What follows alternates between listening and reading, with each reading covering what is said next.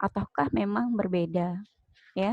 Maka dari itu untuk memperjelas keberadaannya bunda-bunda ketika di kajian intensif agar tidak terjadi pertanyaan besar lagi, maka kita adakan ta'aruf. Untuk apa sih ta'aruf itu? Agar bunda-bunda tidak bertanya-tanya lagi, kenapa kemudian saya ada di kajian intensif? Kenapa kemudian saya ikut kajian intensif? Oh, kenapa sih kajian intensif ini harus 2 jam dan sebagainya macamnya gitu ya.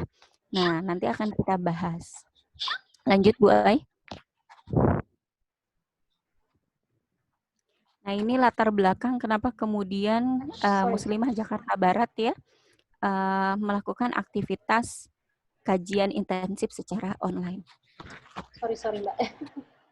Ya, jika kita memahami ya dan mengamati kondisi umat muslim pada saat ini, nah ternyata umat muslim pada saat ini itu dalam kondisi yang terpuruk. Mereka mengalami kemerosotan yang cukup drastis.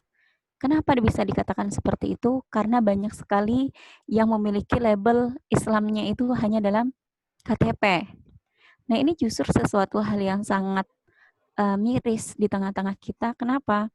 Karena Islam yang notabene dianugerahkan kepada kita sejak kita lahir, tapi kita belum paham apa itu Islam, bagaimana itu Islam. Nah, ini kenapa bisa terjadi? Karena ternyata ya, orang-orang yang tidak menyukai Islam, mereka sengaja menjauhkan umat Islam itu dari Islamnya sendiri. Sehingga ketika kita ingin kita kita ingin mencondongkan Islam kita di tengah-tengah masyarakat, itu dianggap sesuatu hal yang kolot. Ah, kolot banget kamu mah gitu ya. Atau ketika kita ingin uh, membanggakan Islam di hadapan umat-umat masyarakat di sekitar kita, itu ternyata mereka menganggap bahwa jangan so alim lah, jangan so suci dan sebagainya macamnya. Nah, pernyataan-pernyataan itu sebenarnya keluar dari orang-orang yang memiliki pemikiran yang sangat merosot. Kenapa? Karena mereka tidak meyakini Islam sebagai aturan di dalam kehidupannya. Mereka tidak bangga dengan keberadaannya Islam karena mereka memahami betul bahwa kondisi Islam itu adalah sesuatu hal yang buruk. Nah, makanya kalau tercermin di tengah-tengah masyarakat yang miskin siapa? Umat Islam. Masyarakat yang bodoh siapa? Umat Islam. Masyarakat yang terbelakang siapa? Umat Islam. Selalu dilabeli seperti itu. Ya. Maka dari itu, tentunya ketika kita menyadari bahwa kemerosotan umat ini adalah sesuatu hal yang sangat harus kita hindari, sesuatu yang perlu kita musnahkan di tengah-tengah umat, maka kondisi kemerosotan ini harus benar-benar kita hindarkan. Nah, karena kemerosotan ini sudah ada di tengah-tengah kita, maka kita yang memahami Islam, bahwa Islam saat ini dalam kemerosotan itu harus benar-benar dihilangkan. Dan siapa yang harus menjadi pelakunya gitu kan ya? Yang menjadi pelaku untuk menghindarkan kemerosotan ini adalah kita. Orang-orang yang memahami Islam bahwa Islam itu adalah agama yang sangat dimuliakan oleh Allah. Inna dina indallahil Islam. Sesungguhnya agama yang diridhoi oleh Allah hanyalah Islam.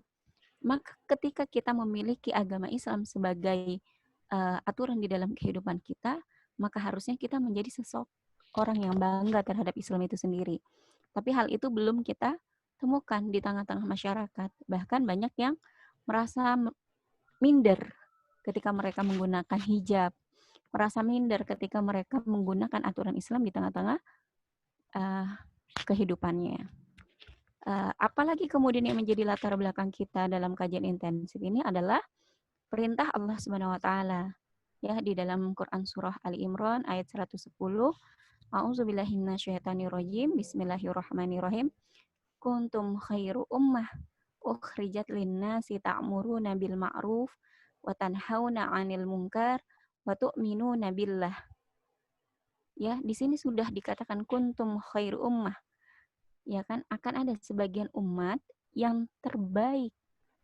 Sebenarnya kata-kata khairu ummah ini lebih dilabelkan kepada Islam. Jadi kata-kata khair, terbaik ini itu adalah label yang memang dilabelkan kepada umat Islam. Jadi ketika Allah saja yang maha menciptakan itu, ya, memberikan label kepada kita untuk menjadi umat terbaik, lalu ngapain kita minder? Untuk apa kemudian kita tidak bangga dengan Islam? Padahal sang penciptanya langsung yang telah membuatkan label khairu ummah, ya. Tetapi dengan syarat dikatakan umat Islam ini khairu ummah ketika dia ngapain?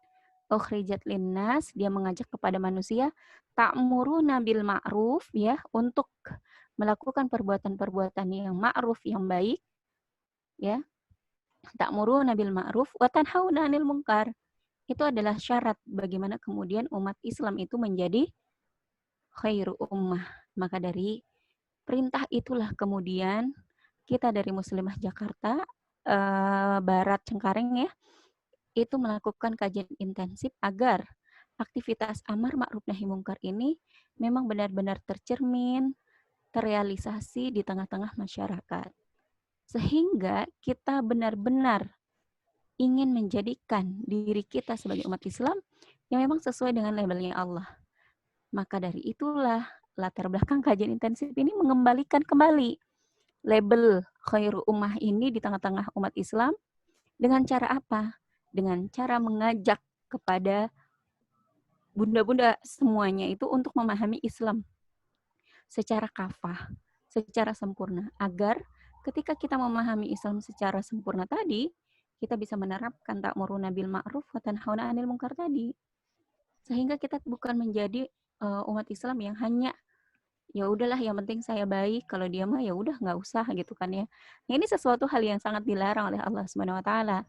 Karena perintah ta'muruna bil ma'ruf wa tanhauna 'anil munkar ini adalah perintah untuk semua umat muslim. Ya, itu adalah perintah agar kita mengembalikan kembali bahwa khairu ummah tadi menjadi label kita yang sebaik-baiknya. Lalu apa sih kajian intensif itu, ya kan? Lanjut Bu Ai. Nah, apa itu kajian intensif? Nah, kajian intensif itu adalah taskif. Kita kenapa sih menyebut kajiannya kajian intensif? Karena kalau kita sebut taskif, ya, mungkin banyak yang belum familiar. Apalagi kalau sekarang kan kita ya, meskipun kita hidup di zaman era apa ya? Kita era apa ya? Milenial. Milenial ya. Kita nggak akan mengenal bahasa-bahasa taskif ya. Apa sih taskif itu? Apa sih? Gitu kan ya. Maka dari itu kita kasih nama kajian intensif. Lebih memudahkan. Nah, kajian intensif itu adalah taskif. Iklan nih bentar ya. Luar biasa ya ibu-ibu. Sorry. Iklan dulu ya sebentar Mbak Indahnya.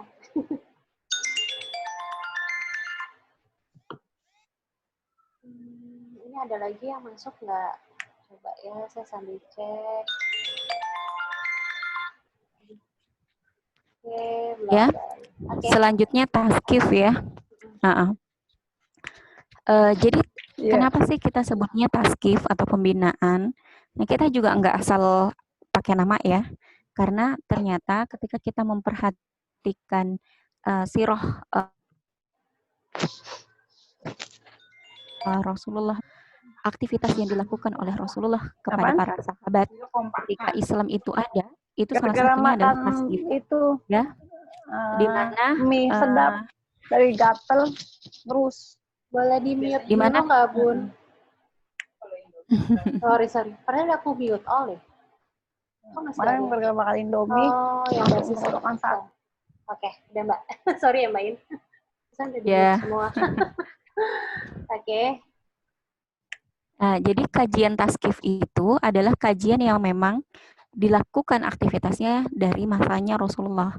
Maka dari itu kita mengambil bahasa taskif ini juga dengan sesuai ya dengan afalnya Rasulullah atau perbuatannya Rasulullah.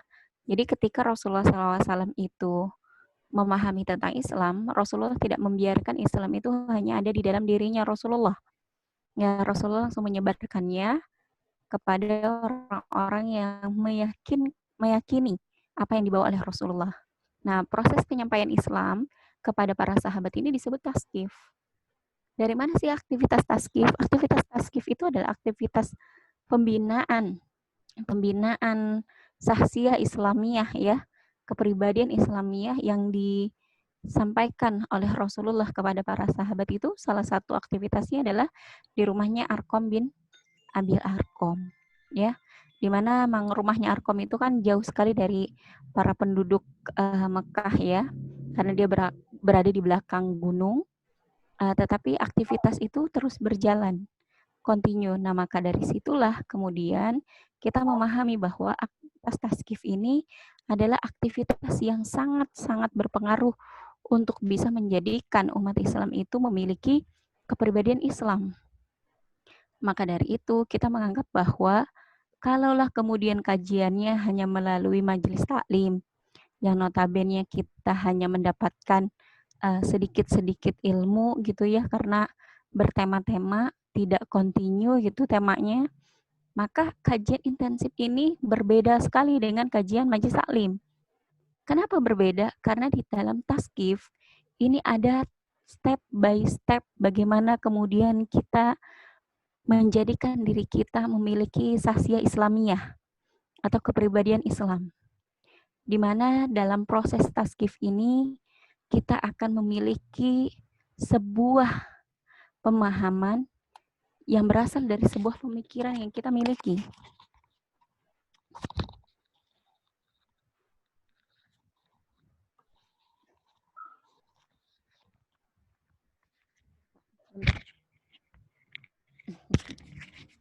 Ya, artinya dalam proses taskif ini kita benar-benar memahami betul bahwa aktivitas kita bukan hanya sekedar oh saya memang butuh ilmu, udah saya mau cari ilmu, enggak. Tetapi dari proses taskif yang dinilai itu sampai kepada apakah ilmu itu diamalkan atau tidak. Nenek enggak? Nenek. Om. Permisi dulu kakaknya.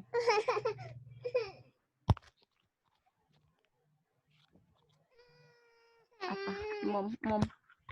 Ini. Ya udah nenek lagi sini. Iya.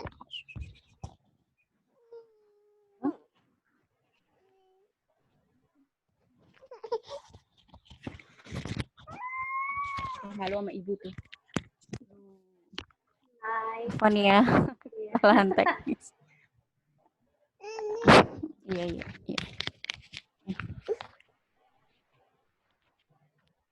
Nah, lalu yang menjadi perbedaan juga ya, taskif dengan kajian majelis taklim biasa itu adalah dari sisi pemahaman.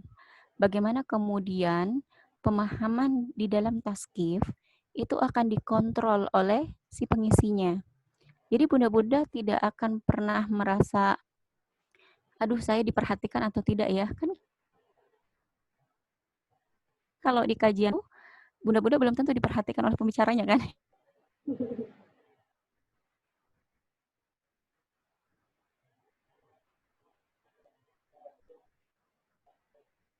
Banyak. Kenapa kemudian nanti yang tadi disampaikan oleh Bu Ayu ya, bahwa akan di kelompok, yaitu tidak lain, putus ya, barusan unstable aku.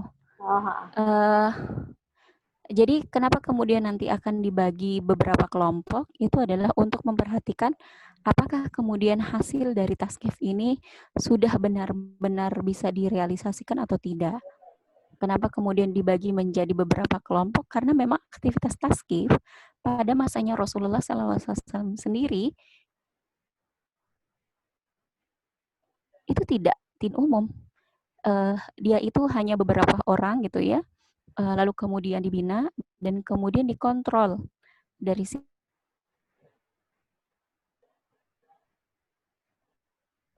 Mbak keputus, Mbak, nge-freeze.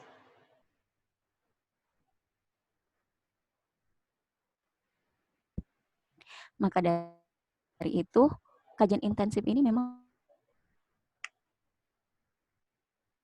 sesuatu hal kontinu, tidak bisa kemudian kita misalnya, saya ikut sebulan aja deh, ini nggak akan menghasilkan sahsiah Islamiyah gitu ya, tapi harus kontinu sampai nanti gitu ya. Lanjut.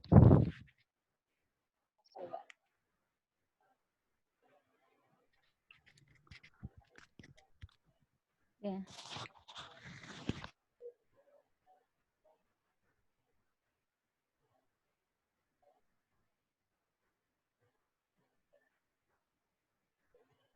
Bayi-bayinya nge-freeze ya. Ya, bahwa Mbak, kamu Islam itu nge-freeze.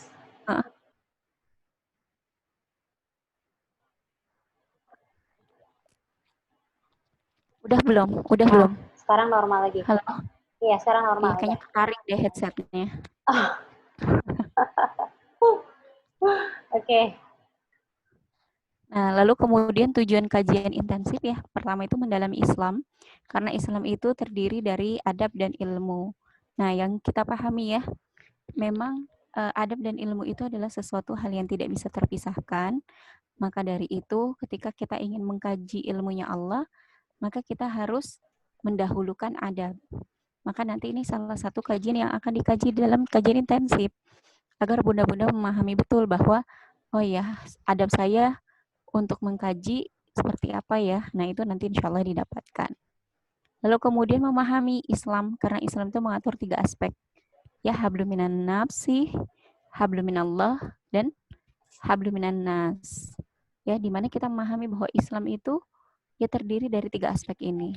Ya, hubungannya dengan diri kita sendiri, lalu kemudian hubungan dengan Allah, hubungan dengan manusia lainnya. Ini menggambarkan bahwa ketika kita memahami bahwa Islam itu dalam 3 aspek ini, maka kita memahami betul juga di dalam hubungan kita dengan manusia lainnya. Kita butuh ilmu, kita butuh adab. Ya, hubungan kita dengan diri kita sendiri, juga kita butuh ilmu dan adab. Begitu juga hubungan kita dengan Allah. Maka dari situlah kebutuhan akan kajian intensif ini menjadi sesuatu yang sangat urgent. Apalagi bagi kita yang memang notabene muslim dari kecil, dari lahir gitu ya, tapi kita belum paham sampai usia gini gitu kan. Maka dari sinilah kemudian menjadi sebuah kebutuhan yang sangat harus dimiliki oleh kita. Dan yang terakhir ini adalah al-ilmu dan amal.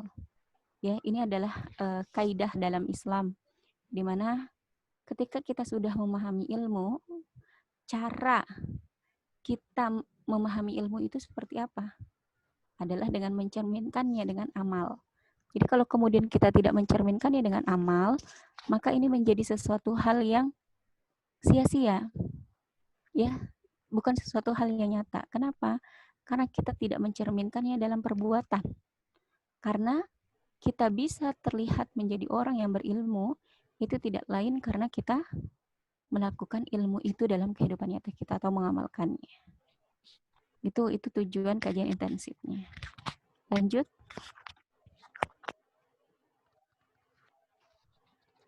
Nah, ini juga ya nanti kita akan ada beberapa agenda ya di dalam kajian intensif. Yang pertama adalah kajian rutin tiap pekan. Nanti bunda-bunda itu dipimpin oleh mentornya masing-masing, tetapi bukan pertemuan untuk pekan depan itu masih sama saya ya. Kita masih bahas tentang kajian umum dulu terkait dengan keutamaan bermajelis. Nanti untuk pekan depannya juga kita umumkan bunda-bunda itu dibagi menjadi kelompok siapa saja, lalu kemudian dipegang oleh mentor siapa gitu. Nah, nanti kajian rutin tiap pekan ini adalah bentuk metode taskif yang tadi saya gambarkan, bahwa kita itu akan mengkaji terkait dengan pembentukan kepribadian Islam atau sahsiah Islamiyah, di mana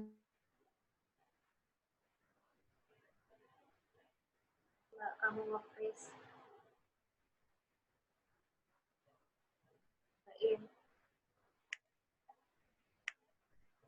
Dari itu tiap pekan nanti bunda-bunda akan dimintai azamnya ya, akotnya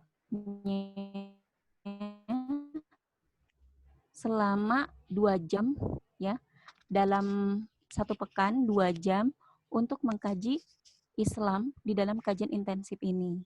Jadi kalau saya bilang itu mungkin sesuatu waktu yang sangat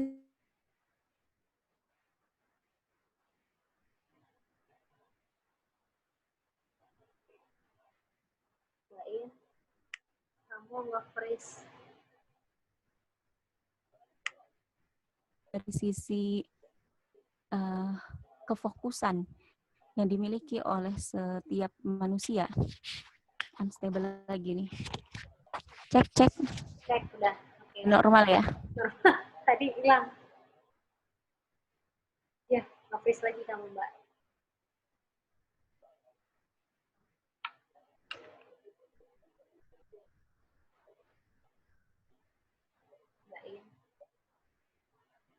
Itu 2 jam ini untuk mengkaji Islam, ya. Nanti adapun adab-adabnya kita akan bahas terkait dengan keutamaan bermajelisnya di pekan depan. Dan yang kedua itu kita akan membahas terkait dengan kajian bulanan, ya. Kajian bulanan itu apa sih? Lebih kepada sharing-sharing. Jadi kalau kita bilang mah duduk diskusi gitu ya, open house. Nanti kita akan mengadakan sharing-sharing dari kajian muslimah Jakarta Barat ini. Nah, bunda-bunda bisa bertanya apa saja seputar Islam, ya, ataupun mau sharing terkait dengan aktivitas dakwahnya selama sebulan. Itu adalah sesuatu hal yang sangat diperbolehkan sekali. Nah, itu adalah kajian yang insya Allah nanti ada di dalam kajian intensif. Lanjut, Bu Ai. Lanjut ya. Ya, bentar. Sorry. Nah ini, lingkup kajian intensif ya. Lingkupnya itu siapa saja sih? Sebenarnya kita menerima siapa saja. Ya seluruh muslimah yang kita terima ya. Syaratnya harus muslim memang. Karena kita ingin menyampaikan yang memiliki kesadaran untuk mengkaji. Karena ketika kita menyampaikan Islam kepada orang yang sudah sadar, ini lebih mengena dibandingkan sama orang yang susah kita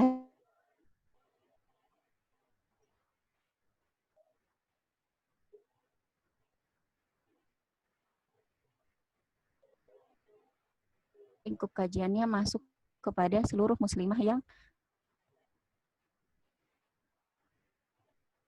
memiliki kesadaran untuk ikut. Ya, asal syaratnya dia adalah seorang muslimah, seorang muslim. Jadi memang Islam itu menjadi syarat terpenting ketika dia ingin memahami Islam. Karena kalau misalnya kita, kalau yang non muslim gimana dia mau masuk jadi muslim gitu ya? Boleh-boleh saja. Tetapi kita harus kuatkan dulu dari sisi keyakinan dia terhadap Islam sebagai aturan kehidupannya. Lanjut Bu Ai.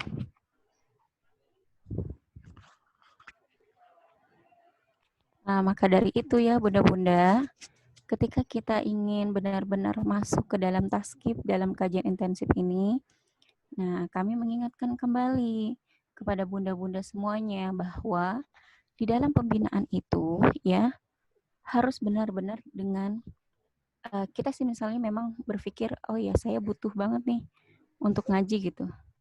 Ya, semua orang pasti merasa bahwa dia butuh untuk ngaji. Tapi apakah kemudian kesadarannya itu diselaraskan dengan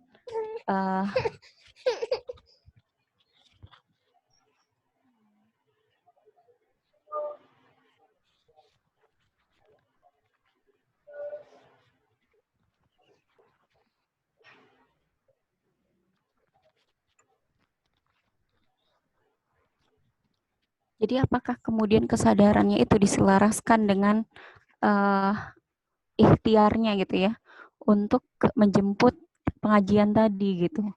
Maka dari sinilah kemudian kita mengingatkan kembali bahwa di dalam pembinaan taskif ini ya, di dalam taskif ini kita harus meluruskan niat kita karena Allah. Agar ketika kita punya kendala-kendala, misalnya tadi ya urusan domestik, baik itu anak, suami, dan lain-lain sebagainya, itu tidak menjadi alasan bagi kita. Kenapa? Karena kita meyakinkan bahwa selama kita memiliki niat karena Allah, Allah akan memudahkan kita untuk mencari ilmunya. Maka itulah yang kemudian harus ditanamkan oleh kita, agar niat kita yang lurus karena Allah ini benar-benar terijabah. Allah berikan doa terbaik, Allah berikan kondisi terbaik agar ketika kita ngaji, ya kita tidak banyak alasan bahwa oh iya pekerjaan saya belum rampung, saya maaf ya izin nggak ngaji gitu kan ya. Selama niat kita lurus karena Allah gitu ya, insya Allah ya kita akan mendapat kemudahan ya. Intang surullah yang surkum. Selama kita menolong agamanya Allah, insya Allah Allah akan menolong kita. Lalu kemudian apalagi di dalam pembinaan juga harus sangat harus sangat ada gitu ya komitmen yang kuat. Nah tentunya komitmen yang kuat ini menjadi sebuah landasan bagi kita agar kemudian ketika kita ngaji kita nggak hanya bertahan anget-anget aja gitu kan ya. Oh iya dari awal-awal aja kita kemudian semangat gitu. Terus kesini-sininya kok nggak semangat gitu. Nah maka dari situlah kemudian butuh sangat dibutuhkan komitmen yang kuat agar ketika kita mengalami kendala seberat apapun gitu ya, atau kondisi berat yang kemudian membuat kita akhirnya ingin melepas pengajian, kita merasa bahwa ya Allah dari awal saya sudah ikut pengajian ini dengan perjuangan yang cukup besar. Kenapa dengan adanya ujian yang kau berikan, saya harus putus gitu kan. Ini menjadi sebuah pemahaman yang harus kita sadari bahwa komitmen itu menjadi sesuatu hal yang sangat penting ketika kita menetapkan diri kita itu untuk mengikuti kajian intensif. Yang notabene kajian intensif itu menjadi sesuatu hal yang sangat urgent dalam membentuk kepribadian kita untuk menjadi khairu ummah tadi. Nah, lalu yang terakhir, pembinaan juga mengharuskan adanya kesabaran dalam mengamalkan. Kadang kan kita merasa bahwa oh iya, tadi kan disampaikan kaidah Islamnya itu al-ilmu lil amal gitu kan ya. Aduh, kalau udah tahu satu ilmu kita harus mengamalkan kayaknya susah banget deh.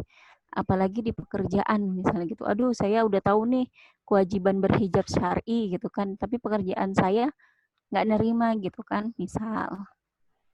Atau misalnya, suami saya nggak suka nih saya pakai hijab syar'i, dibilangnya kayak tua atau ibu-ibu banget dan sebagainya macamnya gitu kan. Nah ini butuh sebuah kesabaran. Artinya bagaimana kemudian ketika kita mau melakukan al-ilmu lil amal gitu ya, kita benar-benar memahami ada kaidah ikhtiar untuk kita menjalankan amal tadi ya, tentunya dengan ilmu sesuai dengan apa yang kita pahami. Jadi ketika misalnya oh iya ada kendala saya nggak bisa melakukan ini karena pekerjaan saya, karena suami saya atau karena apalah gitu kan ya, yang membuat kita tidak bisa mengamalkan ilmu tadi, maka kita harus benar-benar memahamkan kepada kita bahwa sebenarnya Allah itu memberikan peluang yang sama kepada kita semua hambanya agar kita bisa melakukan al-ilmu lil amal tadi dengan baik, karena cerminan kita cinta kepada Allah tidak lain adalah membuktikan kepada Allah bahwa kita menjalankan ilmunya Allah itu benar-benar untuk diamalkan. Itu gambaran dalam pembinaan.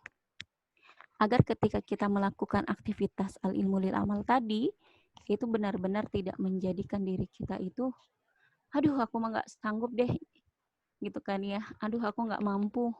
Ya udahlah aku berhenti aja kajiannya. Nah, ini adalah sesuatu hal yang sangat-sangat tidak mencerminkan kaum muslim gitu ya. Karena sejatinya kaum muslim itu adalah orang-orang yang pantang menyerah. Meskipun di dalam sebuah kesulitan, ya dia ingin mengamalkan ilmunya, tetapi dia tidak langsung menghindari ilmu tadi agar tidak diamalkan. Saya mah ngamalin yang ini aja deh, karena ilmu yang ini mah nggak bertentangan sama suami dan sebagainya macamnya gitu. Yang ini mah nanti aja gitu. Nah, itu juga sesuatu hal yang tidak diperbolehkan dalam Islam. Karena dalam Islam kita tidak boleh memilih-milih ilmu yang harus kita amalkan. Tapi kita harus benar-benar mengamalkan ilmu yang kita miliki itu secara kafah, secara sempurna. Maka nanti penuh dengan kesabaran lah kemudian kita menjalankan amalnya. Ya, makanya nanti ada mentor yang akan senantiasa mengarahkan kita bagaimana kemudian menjalankan amal ini. Karena kan rata-rata semua mentornya juga punya pengalaman yang nggak jauh beda lah gitu ya.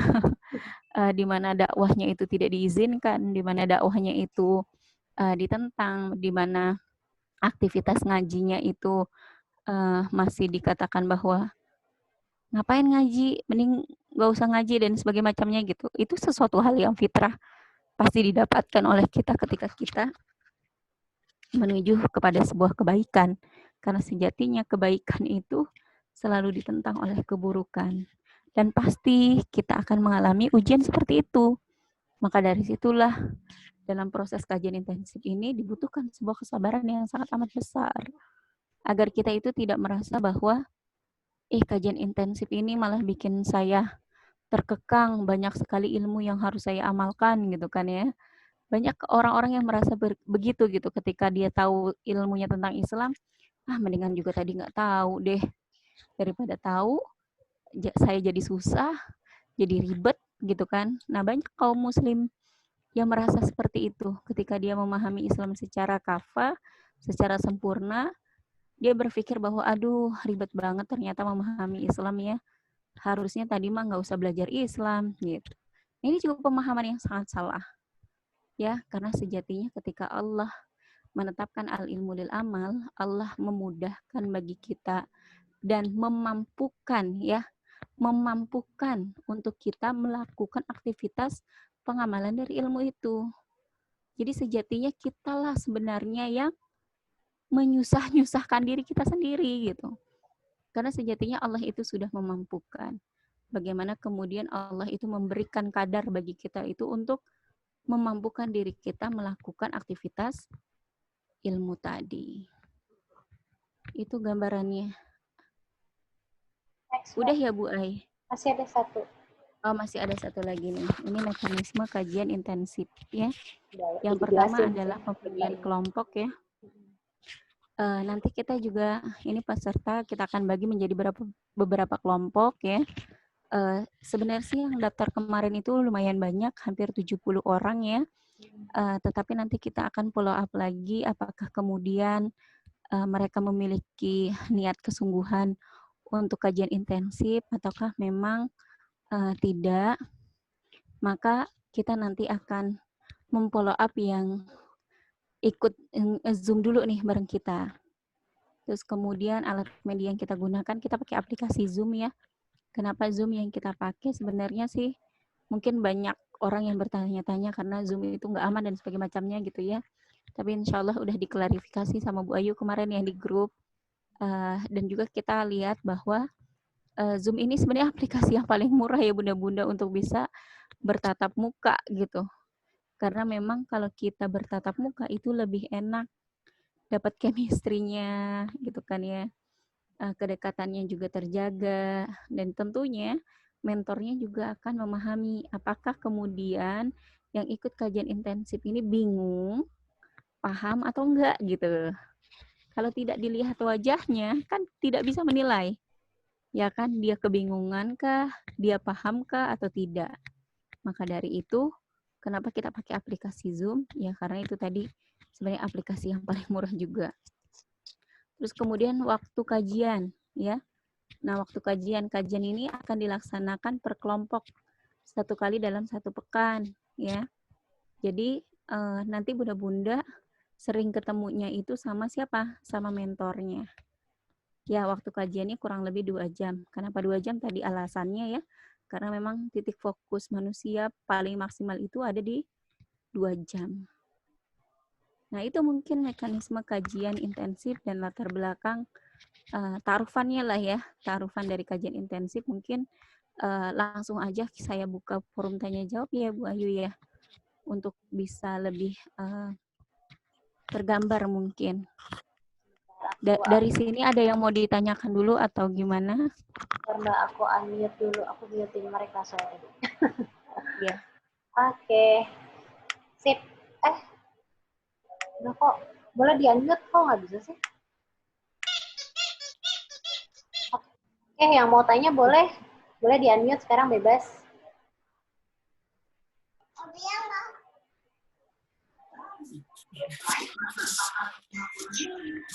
Yang mau tanya terkait dengan kajian intensif dipersilakan. Atau misalnya ada yang kurang dipahami dari penjelasan saya tadi, ya boleh ditanyakan. Enggak kok, Om. Lengkap banget, jelas banget.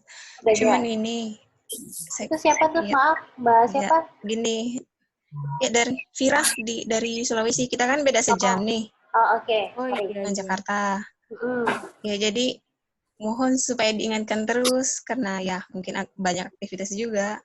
Jadi mohon diingatkan kajiannya dimulai jam berapa. Kalau waktu Indonesia Barat misalnya gitu. Oh iya, iya. Ini kan 2 jam. Jadi ini kan saya lihat tadi waktunya itu ba'da duhur. Tadi jam berapa ya? Jam 1 gitu ya mulainya. Ya, jam 1.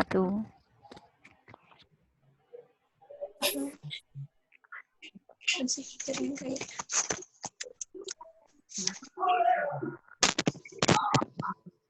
Dia nge-freeze Mbak Firanya. Mana nih Mbak Firanya? Nge-freeze kayaknya dia Mbak. Unstabil. Yang lain mungkin ada yang mau ditanyakan sama Mbak Ina? Oke, siapa? Dengan Mbak Yana ya? Iya. Oke, sip. Per kelompok itu terdiri dari berapa anggotanya?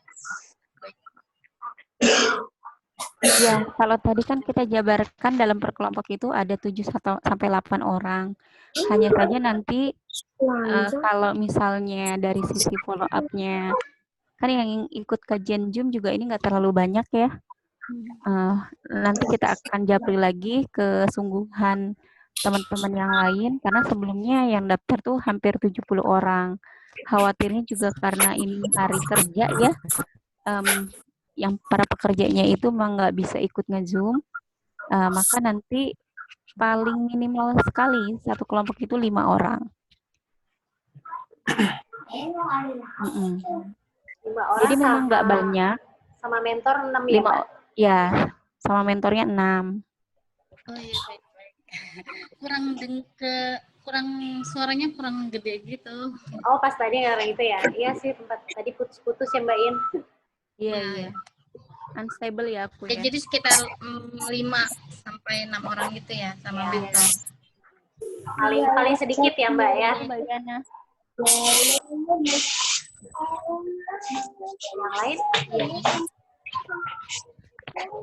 Yang lain ada lagi yang mau ditanyakan? Silakan, jangan malu-malu bunda-bunda. Tanya aja. Kalau mau tanya di-unmute dulu. Ini kayaknya tadi ada yang mau ngomong ya. Nah, aku mau nanya. Oke. Oh iya. Siapa ya Bun namanya Bun? Kenalan dulu, kenalan. Siapa Bun? Hayati dari pelopor.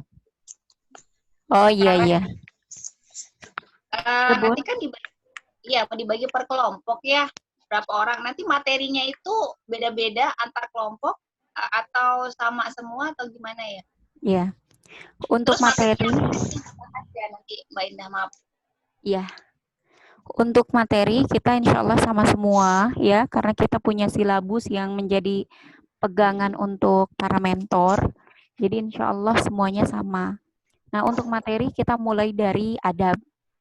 Ya, misalnya adab kepada Allah, adab kepada malaikat dan sebagainya macamnya.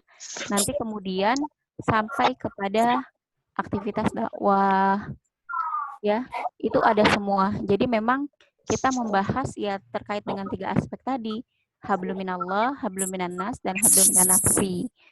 Itu semua kita bahas. Karena memang aktivitas kajian intensif ini berjenjang dari sisi materi ya. Makanya kenapa kemudian kita punya silabus yang menjadi pegangan. Nah, silabusnya satu kelompok dengan kelompok yang lain semuanya sama. Ya, sama. Bahkan dari sisi materi juga kita sudah membuatnya semua, sudah menyiapkannya semua. Insya Allah sudah nanti bunda-bunda juga bisa mendapatkan silabusnya dari para mentornya ya. Gitu. Iya, itu aja sih pertanyaannya. Iya. Makasih ya Bunda. Terima kasih Mbak Indah. Ya. Yang lain mungkin ada lagi yang mau bertanya? Silakan.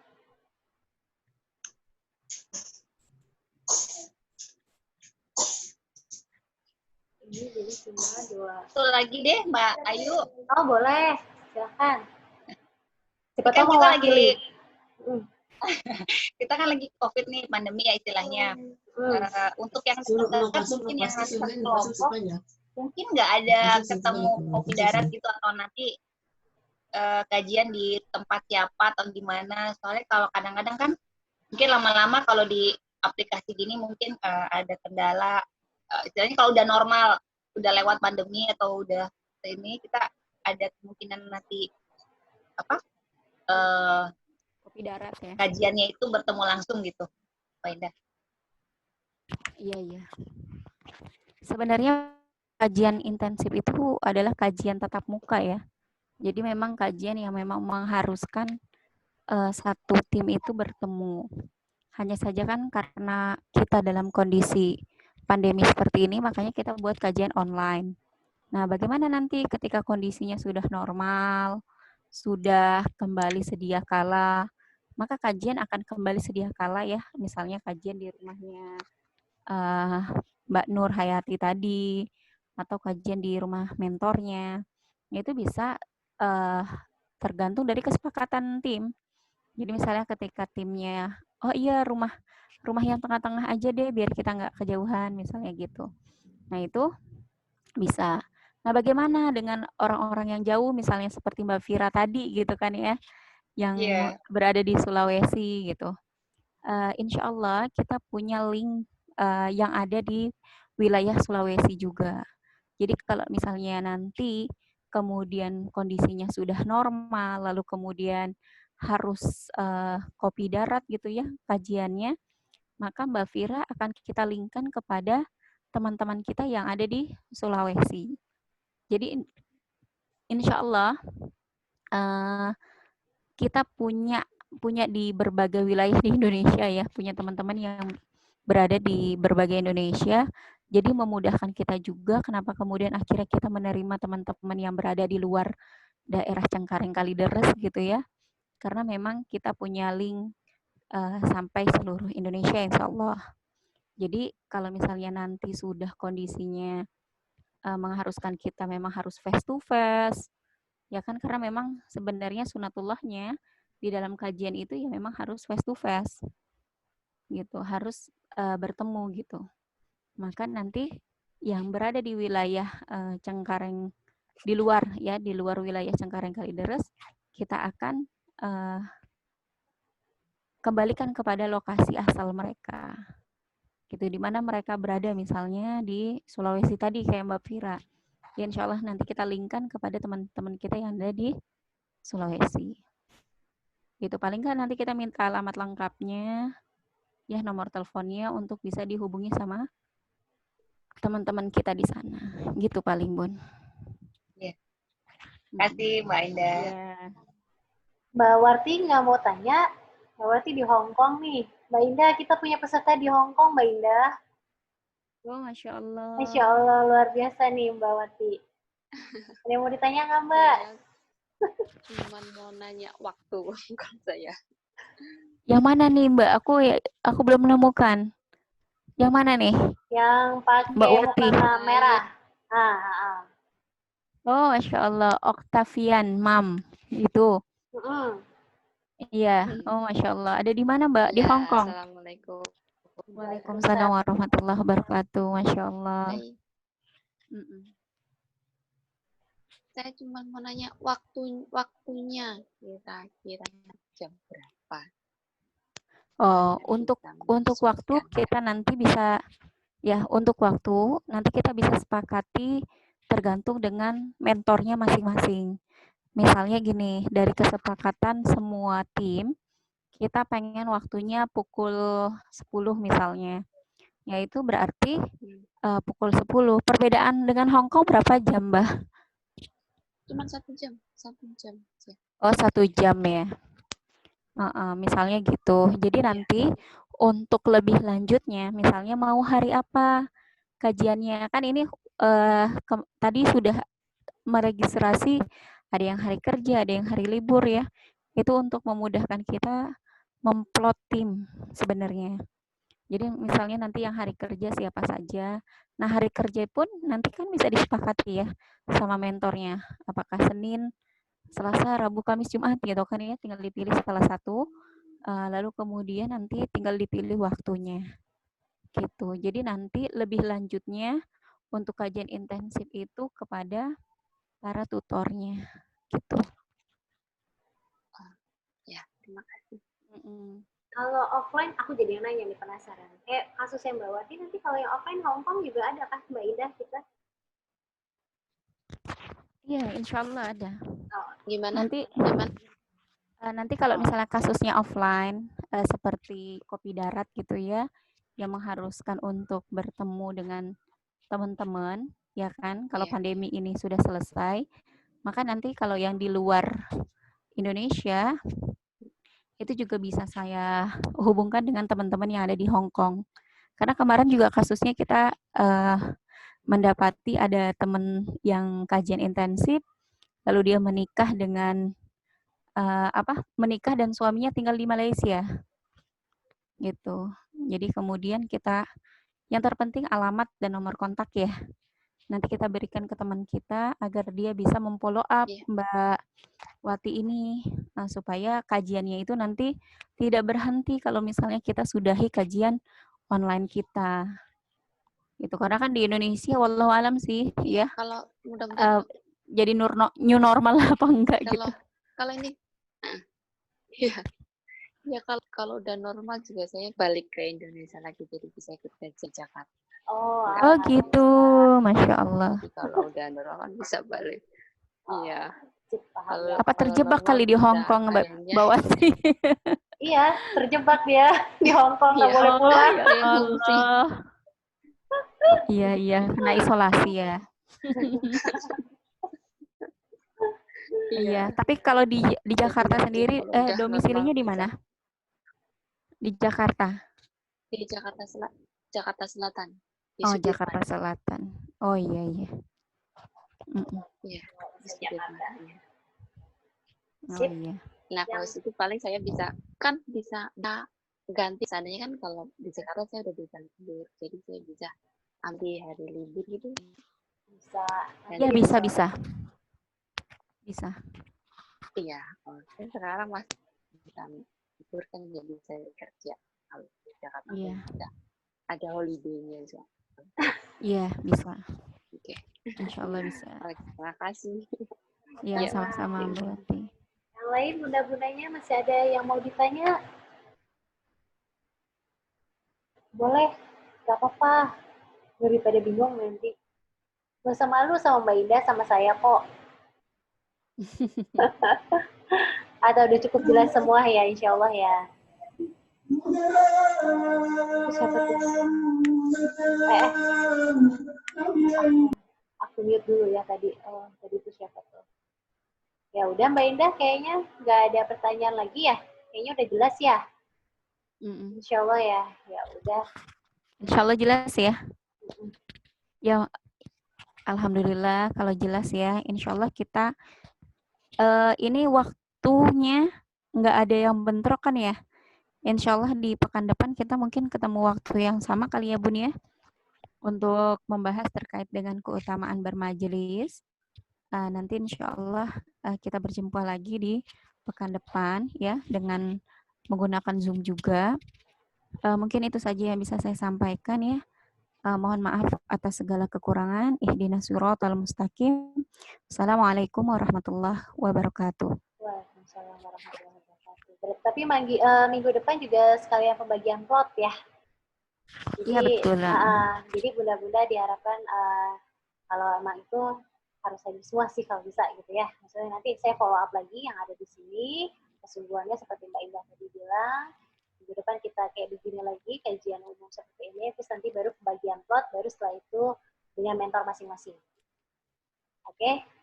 Nanti kalau ada masih yang mau bertanya, boleh di grup langsung, boleh japri. Kalau nggak di grup juga apa-apa, siapa tahu pertanyaannya mewakilkan pertanyaan orang lain. Tapi masih malu yang lain-lain. Jadi nggak masalah maksud saya gitu. Silahkan mau bertanya apapun. Kira-kira menjanggal atau masih nggak ngerti soal Zoom-nya juga boleh diskusiin mungkin. Gitu. Ya udah gitu aja ya Mbak Ina ya. Kita tutup aja ya. Ya ditutup aja Bu. Oke, terima kasih sebelumnya waktunya untuk Mbak Indah semuanya. Sebelum kita tutup majelis kita kali ini dengan syukur alhamdulillahirobbilalamin, istighfar 3 kali, astagfirullahaladzim, astagfirullahaladzim, astagfirullahaladzim, dan doa kafaratul masjid. Sudah kafaratul majelis, maaf, kafaratul majelis. Subhanaka Allahumma wa bihamdika asyhadu an la ilaha illa anta astaghfiruka wa atubu ilaik. Jumpa minggu depan ya Bunda ya. Assalamualaikum warahmatullahi wabarakatuh. Salam keluarganya semua. Sehat-sehat semua. Amin. Bentar. Izin live ya. Ya. Yang lain kalau mau live boleh, mau bertanya, mau ngobrol boleh, masih ada waktu. Kalau enggak saya end semua. End semua dulu ya. Japri aja ya kalau ada pertanyaan ya. Ya udah. Assalamualaikum. Waalaikumsalam.